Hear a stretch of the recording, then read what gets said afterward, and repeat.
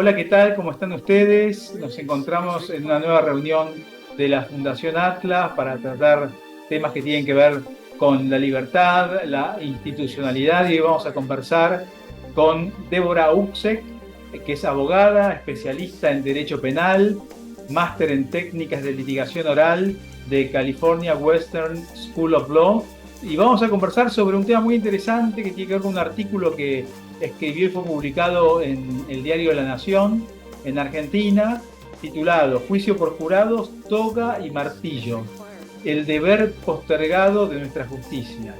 Te saludamos primero, Débora, ¿cómo estás? Muchas gracias por la posibilidad de charlar con vos. Muchas gracias, Martín, a vos por la invitación. Estoy muy bien, así que feliz de conversar con ustedes. Bueno, te agradezco por esta posibilidad de conversar y nos pareció excelente tu artículo y muy vinculado con la esencia, ¿no?, de la problemática institucional de la Argentina en estos momentos tan complicados. Y en primer lugar te consulto desde tu visión de experta, ¿cuál ves que es el estado actual de la justicia en la Argentina? Bueno, la justicia necesita un cambio, eso no tenemos ninguna duda, un cambio que lo atraviese de principio a fin, porque fíjate, hay varios aspectos sobre los cuales podemos conversar, pero voy a tratar de acotarlo a los más interesantes o a los más importantes. En primer lugar, recordemos que los jueces, que son aquellos que toman decisiones importantes, que pueden vincular a la vida, a la libertad, la seguridad, los bienes de una persona, no son, o sea, son abogados, pero no trabajaron de abogados como condición previa para ser jueces. Entonces, muchas veces esta situación de que tengan que hacer una carrera dentro del Poder Judicial los aísla de las verdaderas necesidades de la gente. Entonces, uno de los puntos de reformas que para mí habría que impulsar, que incentivar, tiene que ver con esto, ¿no? Que, como sucede, por ejemplo, en los Estados Unidos, que para ser juez primero tiene que haber trabajado de abogado particular unos cuantos años, de 5 a 10 años. Creo que eso puede mejorar muchísimo la calidad institucional, porque pensá que se mueven en grupos muy reducidos, tienen choferes privados, viven en otra élite, y entonces, si bien los problemas actuales de la Argentina les pueden afectar, no les afectan de la misma manera, pierden el contacto con la sociedad. Y por otra parte, es indudable que todos vivimos un descontento absoluto, motivado porque muchas veces el Poder Judicial que se encarga de, digamos, de los delitos federales vinculados al narcotráfico, cuestiones políticas, la trata de personas, etcétera, es un Poder Judicial que es más político que judicial, y que muchas veces tiene que atender denuncias recíprocas que se hacen los altos mandos de nuestros partidos políticos más importantes de la Argentina, y realmente uno lo ve y parece todo un circo. Decime qué le importa al ciudadano común, por ejemplo, que estén juzgando a Macri o a Cristina cuando la economía se cae a pedazos, cuando no tiene con qué comprar los alimentos para sostener a sus hijos. Entonces es como que el foco de atención de los medios y de la justicia está en eso, donde prácticamente no le cambia la vida a la gente. Y por otra parte, y volviendo al tema que convocó nuestra reunión, que es el deseo de implementación del juicio por jurados, creo que es uno de los factores que puede solucionar en gran medida esta debacle del sistema judicial. ¿Por qué? Porque actualmente en la Argentina hay trabados proyectos de reformas muy importantes que tienen que ver con la implementación de la oralidad en todo tipo de procesos. Es decir, que nosotros los ciudadanos podamos presenciar lo que sucede dentro del tribunal y tener conocimiento acerca de en qué hechos y pruebas se basaron para tomar las decisiones. Sin embargo, los jueces son los que retienen estas reformas. Como digo en el artículo, no quieren que se revele lo que hay ahí adentro, porque no es bueno lo que vamos a ver en caso de ser revelado. Entonces, ¿qué genera esto? Genera que se puedan resolver cuestiones fuera de la ley, de manera privada, en solitario, y que no sabemos realmente en qué se fundamenta. Por eso, y yo te digo que tengo muchos ejemplos para hablar de lo que vemos respecto a la actuación de los jueces, que retienen las reformas y que quieren resolver en privado, sin audiencias orales, sin audiencias públicas. Creo que el juicio por jurados puede sanear en gran medida esto, como sucedió en las provincias donde finalmente se implementó. es una deuda que tiene la Argentina, que tiene el poder público con nosotros, los ciudadanos, desde 1853. Pensá que Juan Bautista Alberdi lo había incluido en su proyecto de Constitución Nacional, en su libro Bases y Puntos de Partida, y todavía lo estamos demorando por las excusas que quieras, pero se está demorando eso cuando fue el legislador constitucional el que pensó que era la mejor manera de resolver los conflictos de la gente a través de sus pares. Y te pregunto si en Argentina somos un país, somos una república o nos autopercibimos república, ¿no? Porque si uno mira un poco la historia de Argentina, la tradición institucional es completamente distinta a la tradición hispana, ¿no? En lo institucional, en lo jurídico.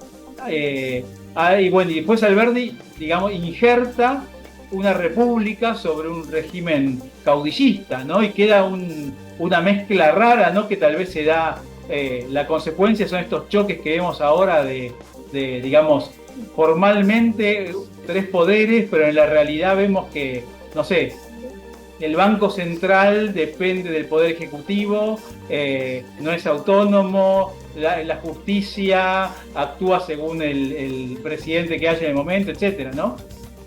Bueno, yo creo que el sistema republicano de gobierno está muy bien legislado, ¿no? La separación de poderes creo que es central para que exista una democracia en un país determinado. Y creo que Juan Bautista Alberdi fue un visionario. Él quiso remediar muchas de las enfermedades, por decirlo de alguna manera, que actualmente padece la sociedad. O sea, él dijo, bueno, la cura es esto, acá tengo el remedio, tienen que funcionar de esta manera, un estado de mínima intervención, donde se garantice la libertad, donde las regulaciones no terminen conculcando esos derechos que estamos reconociendo a través de una norma. Pero bueno, después la práctica es otra cosa. Como vos decís, venimos de una tradición muy caudillista y vos podés verlo donde en los códigos civiles, los códigos administrativos, que no tienen base liberal como lo son los códigos penales, por ejemplo, el Código Penal. Sin embargo, creo que no deja de ser una visión que hay que cumplir. Es como la empresa, y si la visión es llegar a, no sé, abrir una sucursal en cada una de las provincias de Argentina. Bueno, es una visión a la cual hay que enfocarse y hay que llegar. No quiere decir que porque esa visión hoy no es alcanzable uno tenga que desistir. Y después, en cuanto al juego democrático entre los 3 poderes del Estado, claro que no funcionan bien, pero como todo sistema es perfectible, no va a ser nunca perfecto, pero creo que esto de mostrarle a la gente, de informarle con base cierta cuáles son sus derechos, sus obligaciones y además hacia dónde tenemos que ir, porque es un cambio cultural muy importante, creo que es lo que nos va a permitir, sí, llegar a esos objetivos. Tarde o temprano tenemos que llegar. Y te consulto, vos mencionaste en el artículo sobre la experiencia de juicios por jurados en algunas áreas de Argentina puntuales, y te pregunto sobre el funcionamiento, cómo funciona, qué beneficios tiene y qué beneficios tiene también en otros países que vos mencionaste un poco al respecto. Bueno, en la Argentina actualmente se ha implementado en 11 provincias. Sabemos que el Código Penal es materia federal, con lo cual los delitos que se castigan con, por ejemplo, el delito de homicidio se castiga con la misma pena en Buenos Aires que en Chaco. Lo que cambia es la regulación de procedimientos. Entonces, cada provincia fue implementando el juicio por jurados. Lo que busca este proyecto de reforma que se está debatiendo actualmente en el Congreso es hacerlo a nivel federal. Es decir, que todos los delitos que tengan una pena de 5 años o más tengan que tramitarse a través del juicio por jurados. Mira, yo tuve la oportunidad de capacitar a jueces, fiscales, defensores en la provincia de Mendoza justamente cuando el juicio por jurados se implementó. Y realmente te puedo decir que los jueces viven una transformación, porque fíjate que ya no son el centro de la escena, sino que eso se corre a la ciudadanía y que por lo tanto ellos se sienten menos presionados, pero a su vez, como contralor del proceso, ejercen un rol fundamental. Esto de delegar la potestad al pueblo para juzgar, para impartir justicias, no implica que el juez no deje de ser importante. Pero lo que hace el juicio por jurados es decirle, usted cuando sale de aquí, y de ahí la importancia del uso de la toga, usted cuando sale de aquí pasa a ser un ciudadano más. Acá adentro es la autoridad. Entonces, hay un juego de roles entre todos los participantes muy interesante, muy interesante. Y realmente en los lugares donde el juicio por jurado se implementó, ya te digo, Mendoza, Chaco, Neuquén, Chubut, provincia de Buenos Aires, que ha tenido que llevar adelante los casos más complejos, siempre la ciudadanía se siente mucho más conforme con esas decisiones que con las decisiones que toman los jueces técnicos. ¿Por qué? Porque los jueces técnicos se enroscan en debates doctrinarios, académicos, que muchas veces son muy interesantes para la universidad, ¿no? Para los que estudiamos abogacía, pero en cambio el ciudadano, no me gusta decirle común, el ciudadano percibe los hechos y ve si se comprobaron o no, es decir, ¿qué hay sobre estos hechos que forman parte de la acusación? ¿Pudo probarlo la fiscalía o la querella o no lo probó? Si no lo probó, rige el principio más allá de cualquier duda razonable. Es volver a las bases del derecho penal, porque fíjate que actualmente en la Argentina muchas condenas se dan solamente por la acusación, sin prueba. Entonces, yo creo que es un cambio absolutamente necesario y urgente que se debe dar.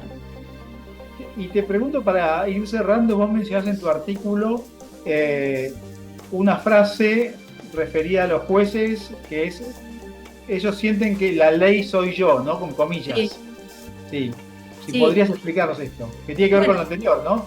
Sí, yo litigo, obviamente, con jueces profesionales, jueces técnicos, y no importa lo que diga la ley. Por ejemplo, hay un problema muy grande que atraviesa la Argentina, que es que no se castiga el delito de falso testimonio ni de falsa denuncia.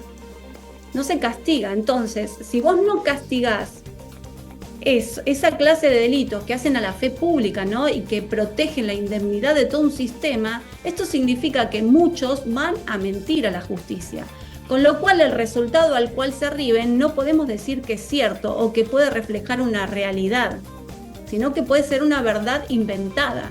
Y en base a eso se condenan a personas. Entonces digo, ¿esto por qué sucede? En el Código Penal está tipificado.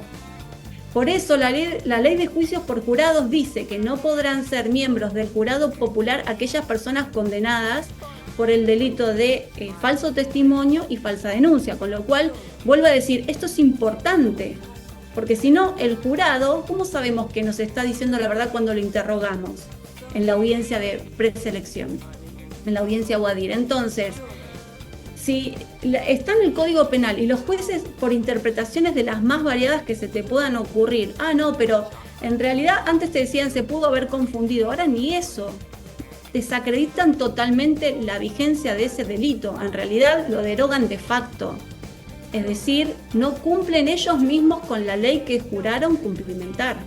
Entonces, claro está que le hacen decir a la ley lo que la ley no dice, con interpretaciones que son totalmente de las más variadas. Dos jueces distintos resolviendo la misma base fáctica llegan a conclusiones totalmente diferentes. Entonces, ¿dónde está la certeza jurídica para el ciudadano?